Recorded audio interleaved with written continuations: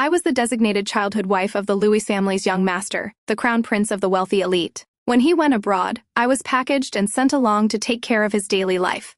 I thought I was looking after my future husband, but when a female classmate visited and pouted as she asked who I was, he merely glanced at me and casually replied, "Just the maid my family sent to look after me."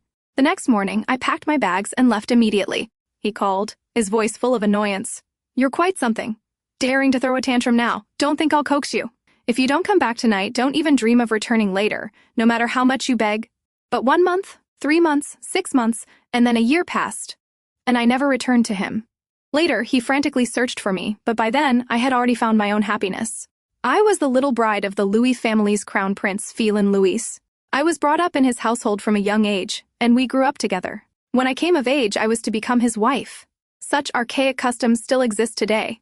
If I hadn't experienced it myself, I probably wouldn't believe it. My family was poor. The Louis family came looking for me when I was small. I was standing on a stool in the kitchen, cooking for my bedridden mother. Hot water boiled over onto my arm, and though I was tearing up from the pain, I didn't dare make a sound. I'm not sure how the Louis family obtained my birth details, but they believed I was a natural born lucky star, capable of bringing them prosperity and protecting Philin Louis. The richer people are, the more superstitious they become. I didn't want to leave my mother, but the Louis family offered her a large sum of money and transferred her to the best hospital. My mother tightly held my hand and instructed, "Kayla, you must go and live well. I can no longer be a burden to you." I didn't know what living well meant until I entered the Louis family. I didn't have to do housework, didn't have to wake up early to tend to pigs and chickens, and could sleep until I woke up naturally. I even received a proper education. The only problem was that Philin Louis was eccentric. He constantly caused trouble, and I was the one who bore the consequences.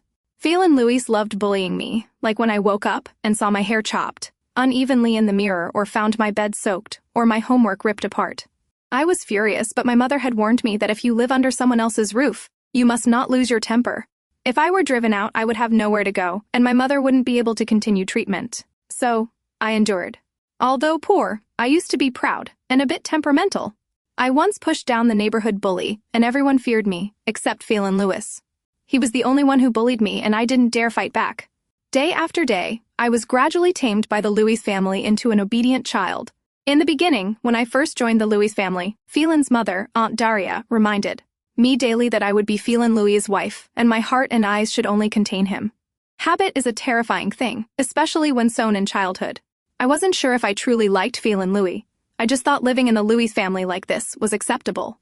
Aunt Daria and Uncle Roger Louis, Philin's father, were very kind to me, as were Philin's grandparents. It seemed they once wished for a daughter, but Aunt Daria was physically unable to give birth again. She often bought me beautiful dresses and styled my hair, but then Philin Louis would cut my hair and ruin my dresses.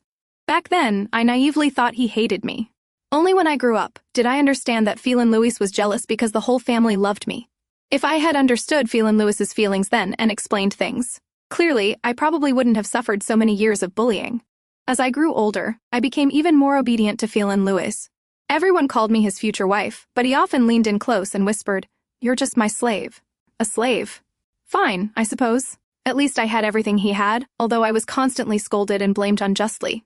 As I grew older, Philin Louis treated me slightly better. At least I no longer mysteriously lost my homework, and my hair had grown long to my waist. Sometimes, he would use his allowance to buy me gifts. I knew it was because he regretted the past incidents. But I didn't care. Regardless, I never complained. In middle school, when people teased us about our relationship, Philin Louis would run away in embarrassment. But by high school, if anyone teased him, he would charge over and punch them, vehemently denied everything. He was always like that, hot and cold, but I was used to it. After all those years, I had become numb. The situation between Philin Louis and me always made me feel like an outsider.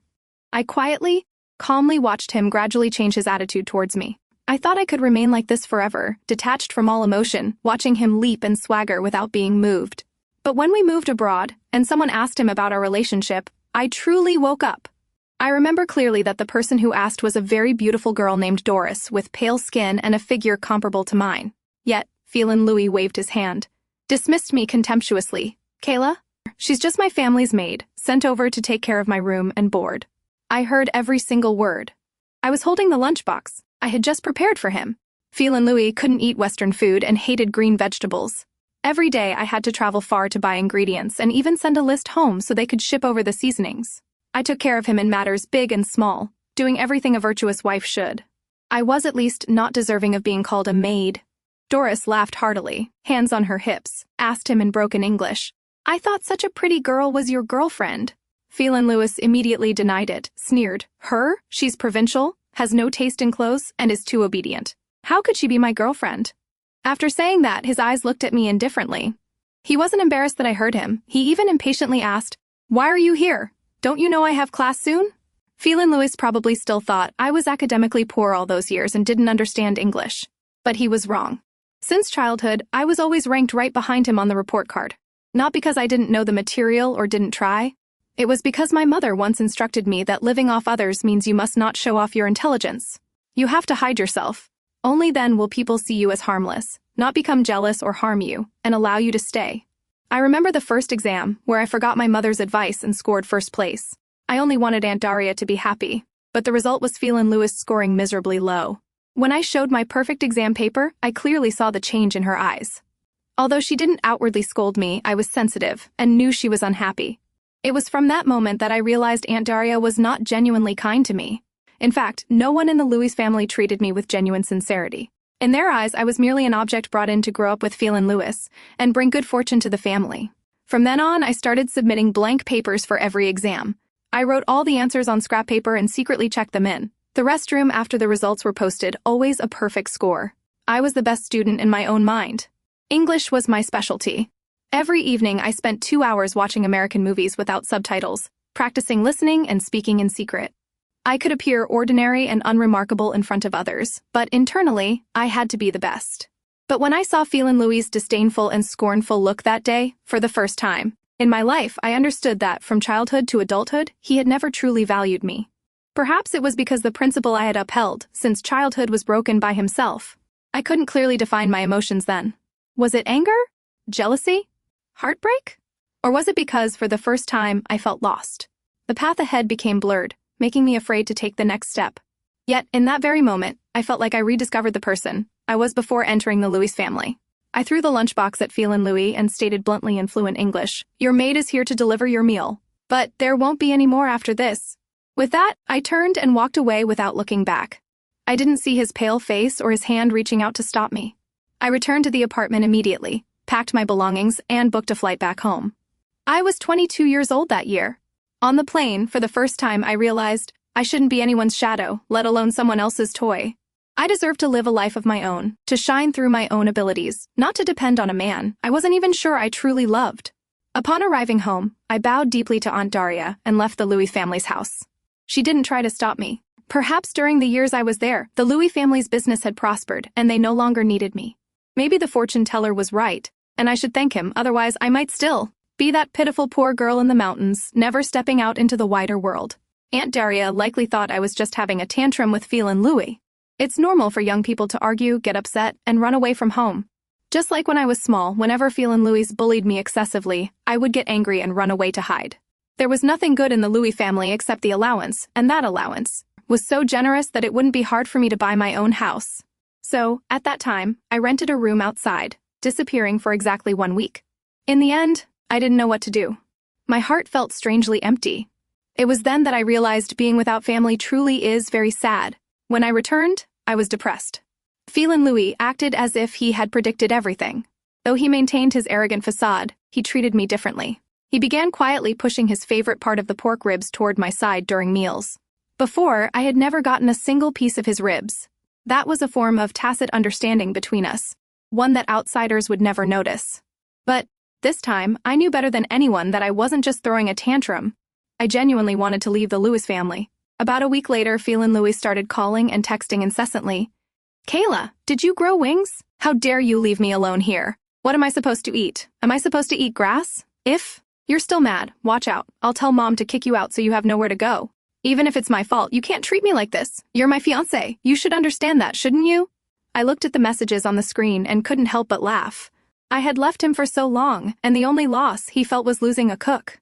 It wasn't about me, it was about his stomach. His apology was nothing more than an accusation, as if I were wrong for leaving him. After blocking all of Phelan Lewis's numbers, I started buying a house. I used to hear laborers say they only wished to have a home for their children, and they would be content. At the time, I didn't understand. A house is just a place to live. Why is it so important?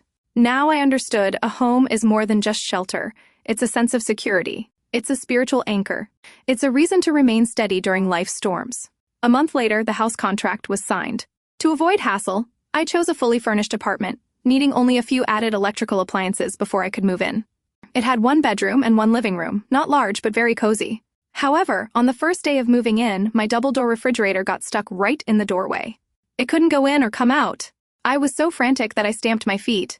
I had been busy looking for schools and didn't have time to be home for the delivery. When I got home, I saw the refrigerator blocking the way.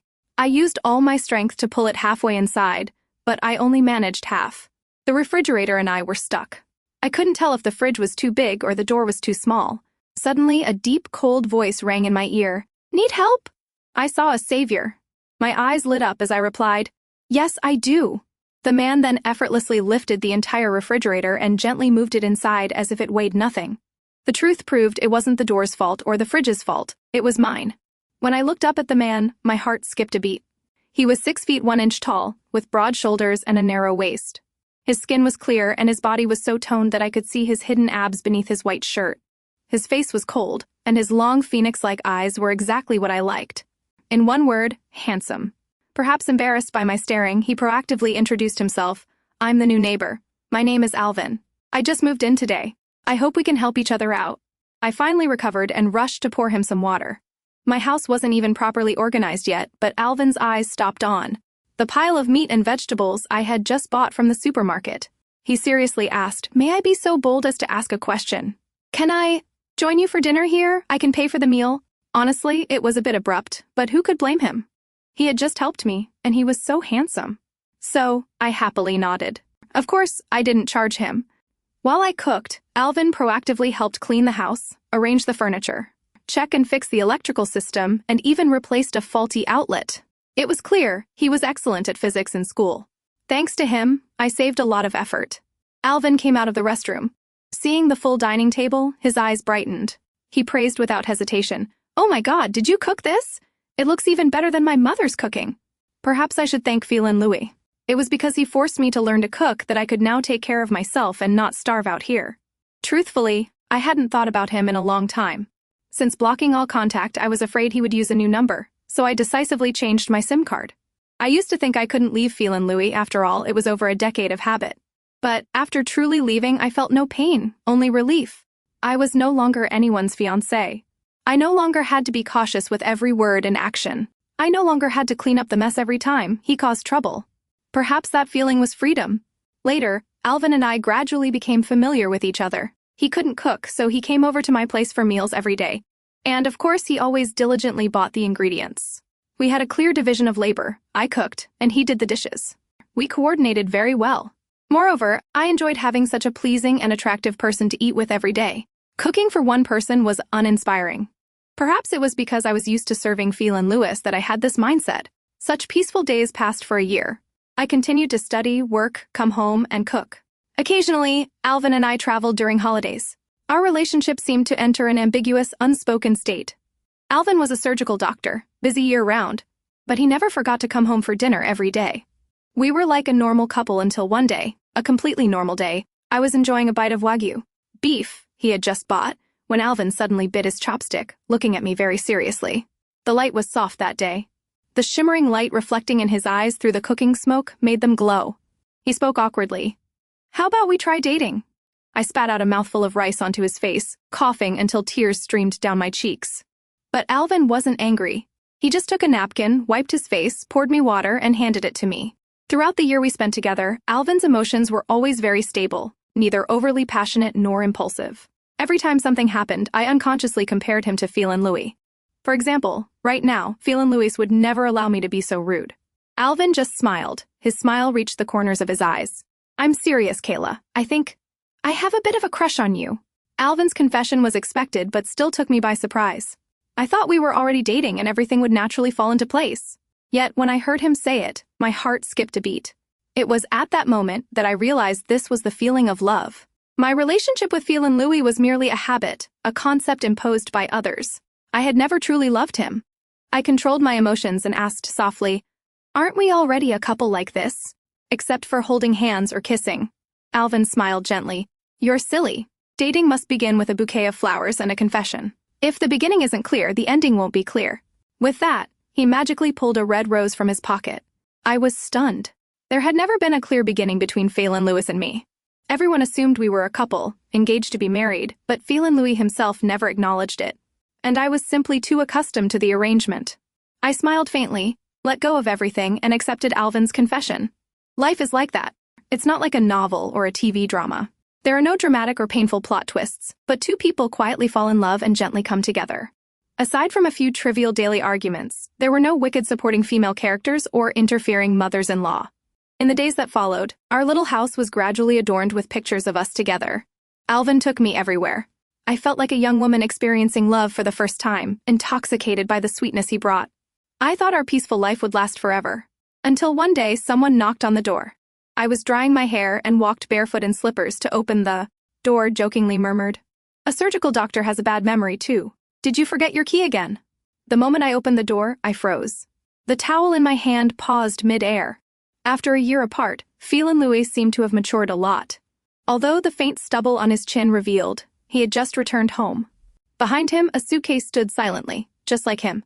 His first sentence was still the familiar tone of accusation and complaint. Kayla, you're quite bold now, daring to disappear for so long. But by the second sentence, his voice softened. Kayla, I missed you a lot.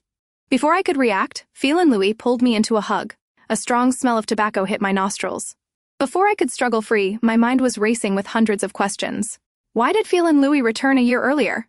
Why was he smoking when he had never touched a cigarette before? Before I could ask why he reeked of smoke, the force of his embrace tightened, making it hard to breathe. He growled, Kayla, do you know how hard I looked for you? I mobilized every resource the Louis family could use, but I still couldn't contact you. I was truly scared. I felt angry, but I didn't know what I was angry about. Perhaps it was because Phelan Louis had grown so accustomed to my presence that he couldn't distinguish whether that feeling was love, dependency, or just a vague emptiness. Perhaps he was hurt emotionally abroad and returned to me to patch the void. But whatever the reason, since the day I decided to leave the Louis family, I had no intention of returning. I am grateful to the Louis family for everything they did for me. But they raised me, and I worked for them. They gave me money, and I brought them good fortune to help their family prosper. They helped put my mother in the best hospital, but she passed away nonetheless. At that time, Phelan Lewis was in the hospital after a fight. I had just received the news of my mother's death and rushed to leave, but he held me back. The reason was simple: he wasn't used to anyone else taking care of him, and he wasn't used to anyone else being around. And so, I couldn't see my mother one last time. Before she passed, she called me and said, Kayla, you just need to live well. When I'm gone, you must take care of yourself. I was useless. Sending you to the Louis family was the only thing I could do so you could have a better fate. If I pass away one day and you can't come, it's all right. I won't blame you. A parent's love is always about thinking about their child's long-term well-being. My family was poor. It was just the two of us relying on each other. I didn't understand where my good fortune had gone. Why did the person closest to me leave me one after another? My mother thought only of me, even in her final moments. I remember that day. I cried for a very, very long time. I cried and punched Phelan Lewis's shoulder, blamed him for not letting me see my mother one last time. The man who was usually so impulsive didn't lose his temper that day or push me away. He silently let me hit him. Perhaps there were good moments between Phelan Louis and me. But that goodness was based on pity. Phelan Louis finally let go of me. His eyes were bloodshot. His voice was a mix of praise and shock. I heard people say your grades were very good, much better than expected. I didn't realize you were pretending to be useless for over a decade. The English sentence you spoke the day you left stunned me. I should have known a long time ago. Someone as smart as you is naturally good at everything. But that intense gaze made me uncomfortable, as if my whole body were being scorched. I pushed him away and said, Don't look for me again. I'm not good at being cruel, but this time my voice was firm. Phelan Lewis froze. Why? I truly know I was wrong. I couldn't contact you for a year. I couldn't focus on socializing or eating properly. None of the maids I hired were as good as you. They didn't understand my habits. They aren't you. He was about to continue, but I cut him off coldly. So, in your eyes, I'm forever just a maid? When I left you, you were upset simply because no one else could serve you as well as I could. No one else was like a dog that came when you called and left when you chased them away, like me. From childhood to adulthood, I was just your nanny, right? Preconceptions are terrifying. Once imposed, they are difficult to change over time. Just like when I first arrived at the Louis family, Phelan Louis arrogantly declared, "You are my slave." After all those years, in his heart, I was still just a maid. That's why, a year ago, when asked who I was abroad, he answered instinctively. I had hoped that, after a year apart, he would change his mind and truly see me as a human being. But his recent praise was only because he realized his slave was no longer within his control. I said, "Phelan Louis, I am a human being, a person of flesh and blood. I am not anyone's slave. I lived for you for 22 years, but I don't want to exist just for you. I am Kayla. First, I am myself, and then I am your nominal fiancé. Now I'm tired. I don't have the strength to serve you anymore. I struggled hard to find myself again. Please let me go." I don't know where I found the courage to say all those words. Perhaps deep down I still feared him. That feeling of living under someone else's roof always kept me subservient. Phelan Louis stood silently. Alvin, who had just returned from outside, also froze. In an instant, my mind was in turmoil. Seeing Alvin turn and walk back to his room, my heart became even more chaotic. I wanted to chase after Alvin, but Phelan Louis grabbed my wrist. His voice trembled. "What is your relationship with him?" I answered firmly, "He is my boyfriend." Then I yanked my hand away and walked quickly. But Phelan Louis was one step faster. He blocked the door, slammed it shut right in front of me. The door closed with a heavy thud. Alvin didn't even spare me a glance. That was the first time I was truly panicked. I knocked repeatedly, but Alvin didn't answer. I was about to enter the passcode for the door lock when Phelan Louis suddenly picked me up, carried me horizontally, forced me back into my own house. He threw me hard onto the sofa and said, "Kayla, you are my fiancé. How can you like someone else? How can you be with someone else?" I knew he was angry, but what right did he have to be angry? Over the past decade, I had given Phelan Louis too many chances. There was a time when I thought it wouldn't matter if he didn't love me, as long as he acknowledged me as his fiancé. I wouldn't mind being subservient or even a servant. But what about Phelan Louis? He always felt I was an embarrassing presence. He only wanted to completely disavow any connection in front of others. My hope had long been suffocated by his consistent rejection. Phelan Louis seemed to forget that I wasn't born obedient and submissive. I have personality and edge. I just suppressed it all to survive in the Louis family. What exactly did I do wrong? Faced with Phelan Louis's angry accusation, I remained silent. He looked up, and his eyes suddenly fell on the photos of Alvin and me together. In an instant, he went mad. He lunged at the photos, ripped them off the wall, and threw them into the trash, shouted, "Kayla, get this straight. You are a person of the Louis family in life, and a ghost of the Louis family in death. Without my permission, you are not allowed to leave me." Watching Phelan Louis go mad, my heart felt strangely indifferent. Honestly, I was too familiar with this side of him. From childhood, he was always like this whenever things didn't go his way. Only recently did I realize that Phelan Louis might have a predisposition towards violence. I calmly watched him vent his rage like a lunatic. After tiring himself out, he slumped down next to me, breathed heavily. Perhaps he saw the cold indifference in my eyes. Phelan Louis ground his teeth and asked, "Kayla, do you love me?" I shook my head very calmly and very firmly. His eyes instantly darkened. The edges of his eyes turned red, and tears began to well up. This was the first time I had ever seen Phelan Louis so vulnerable. He spoke in an unprecedented plea. "Kayla, please love me, okay?" But it was too late. If the incident abroad hadn't happened, if he hadn't answered, "She's just a maid," I probably would have stayed by his side forever, accepting everything. Even his rudeness and his constant disregard for my feelings. When I was in the Louis family, I constantly wondered, what is a happy life? It's having endless money, wearing designer clothes every day, having a handsome husband, and kind in-laws, at least outwardly.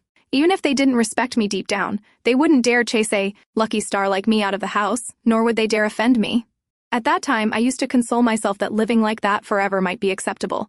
Not happy, but not painful either. Except for the day my mother passed away, my emotions were always stable. I once thought that if I could just live that way, it would be fine.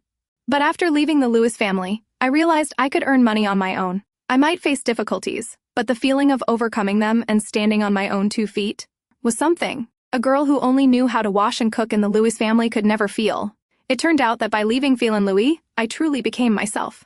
Before, my whole world revolved around Phelan Louis to the point of losing myself. But now I had found myself again, and I would never return to that cold place. I spoke, "Phelan Louis, as you can see, I have a new life. Whether it's dependency or genuine affection in your heart, I don't want it anymore. I hope you can grow up. Even if your family is wealthy, you ultimately have to learn to face this world alone. I am grateful to the Louis family for everything, but from now on I will not return. Even if you die here today, I won't change my mind. We grew up together. I don't want there to be a total loss of dignity between us in the end." With that, I stood up and walked toward the door, waited for him to leave. Phelan Louis slowly approached me, lifted my face, and looked at me with trembling eyes from close range. He said, "I don't believe it. You've liked me for so many years. Can you really forget that easily?" We returned home to get married. Wasn't our engagement settled since childhood? As soon as he finished, he lowered his head, intended to kiss me. Slap! I slapped him and said, "You're wrong. I never liked you." Yes, from childhood to adulthood, I had never once said I liked Phelan Louis. I never uttered those two words, especially not in front of him. But when I was with Alvin, I could easily say it. Therefore, I never loved Phelan Louis. Phelan Louis stood frozen, still reeling from my answer. I opened the door and pushed him out. Phelan Louis looked at me as if clinging to his last hope. His eyes were panicked and unwilling to accept defeat. "Kayla!" But before Phelan Louis could finish, I coldly cut him off. "Phelan Louis, don't force me to hate you." His arm, which was reaching out to stop me, froze mid-air. He seemed to lose his balance, stumbled back a few steps. As for me, I was pregnant. I had intended to surprise Alvin, but Phelan Louis had intentionally messed things up. I knew Alvin was still standing outside the door, listening to everything. He wasn't a cold or irrational person. As long as I clearly demonstrated my rejection in front of Phelan Louis, he wouldn't leave me. He wouldn't. Phelan Louis's voice grew lower and lower, trembled and choked. "No, it can't be. Kayla, you're just kidding, right? You're just angry with me, right? I'll change immediately. From now on, if you tell me to look east, I won't dare look west." I took a deep breath. My anger was gone. I just replied calmly, "I'm sorry. I can no longer fulfill your parents' expectations. Because I have fallen in love with a man named Alvin. Phelan Louis, I never loved you, and perhaps you didn't love me either. We belong to a new era. We shouldn't continue living under the outdated beliefs of the previous generation." With that, I decisively slammed the door shut. Through the peephole, I saw Phelan Louis sitting down on the floor, leaning helplessly against the wall. Sometimes he cried, sometimes he laughed, but his laughter was full of bitterness. Before, whenever I saw him vulnerable, I always tried to find ways to cheer him up. But this time, I only hoped he would leave soon. I felt nothing else. Finally, after a long while, Phelan Louis left. I immediately opened Alvin's door and walked in without hesitation. Alvin was sitting on the floor, drinking alone. Empty bottles surrounded him. I silently cursed him for being foolish, then rushed to hug his neck and said, "I'm sorry. I shouldn't have hidden the truth about Phelan Louis from you. From now on, I won't have anything to do with him. I don't know why he suddenly returned home. But I think the person I truly love from beginning to end is only you." Alvin was silent for a moment. Then his familiar voice rang out right next. "To my ear, the thing you shouldn't hide the most is that you're pregnant." Hearing that, my heart tightened. I started to worry, afraid he wouldn't want the child. I was prepared to run away with my pregnant belly if Alvin forced me to have an abortion. I no longer had family in this world. I truly wanted a child, a bloodline of my own.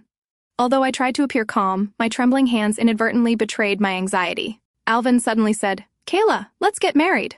I don't know why, but my first reaction wasn't joy but relief. Then, I gradually became excited, nodded repeatedly. Seeing my agreement, Alvin awkwardly stood up, hastily cleared all the bottles and said, "You're pregnant. You can't smell alcohol. I'm sorry, my darling wife." Looking at him, my heart suddenly felt incredibly peaceful. Perhaps this is the feeling called compatibility and true love. The wedding proceeded as planned. I hadn't expected Aunt Daria and Uncle Roger Louis to attend, brought Phelan Louis with them. I thought the ceremony would turn into a public confrontation, with an ugly scene ensuing. But no. Aunt Daria saw the worry in my eyes. She simply took my hand, patted it gently. "Kayla, congratulations on your wedding. I bought you a car and a villa as a dowry. Don't let others look down on someone from the Louis family." I was somewhat surprised, felt cherished to the point of disbelief. Aunt Daria continued, "My boy wasn't worthy of you. You are very talented. I always knew that. You truly suffered a lot of humiliation over the years. We've missed you very much since you left. We didn't expect you to be so cruel, not contacting us, not even telling us about your wedding. I only hope you are happy. That way we haven't wasted the years we raised you. It was our selfishness. We always thought only of Phelan Louis and never considered your feelings. I don't dare ask for your forgiveness. I just hope that if you ever remember us, come home to visit sometime." Aunt Daria's words, "come home to visit," touched the softest part of my heart. It turned out they truly saw me as family. Uncle Roger Louis, who had always been quiet, spoke up. "If you don't mind, please call us Mom and Dad from now on." His sincere gaze choked me up. I couldn't hold back my tears. I burst into tears and hugged them tightly. letting out 2 trembling words, Mom, Dad. Phelan Lewis stood awkwardly nearby, clearly unhappy. But after a slight pinch from Aunt Daria, he only sighed and obediently said, Congratulations, little sister. With that, he handed me a watch I had liked for a long time. It was actually bought for me by Phelan's grandfather, who once said I would definitely like it when I grew up. But Phelan Louis insisted on taking it back then. Only today did I realize he was afraid I would lose the item while I was young. He had kept it carefully all these years and never damaged it. Alvin's familiar voice pulled me out of my emotion. Wife, let's take a picture. He walked over, saw Aunt Daria and Uncle Roger Lewis, and smiled. Auntie and Uncle, please join us. Let's take a family picture. In that moment, everything paused. A family portrait was forever preserved in that instant.